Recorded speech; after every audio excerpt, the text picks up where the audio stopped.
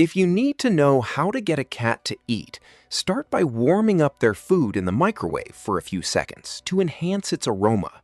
Cats rely heavily on scent to stimulate their appetite, so stronger smelling food often encourages a picky cat to start eating. You can also try adding a small amount of tuna juice or warm, low-sodium bone broth to their bowl. Switching from dry kibble to canned wet food can help, as wet food is usually more appealing and easier for them to consume.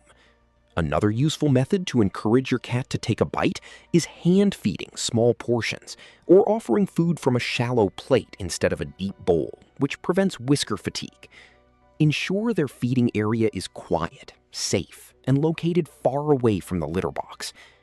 If you are trying to make a cat eat with no success for more than 24 hours, you must consult a veterinarian immediately, as prolonged loss of appetite can lead to serious liver complications.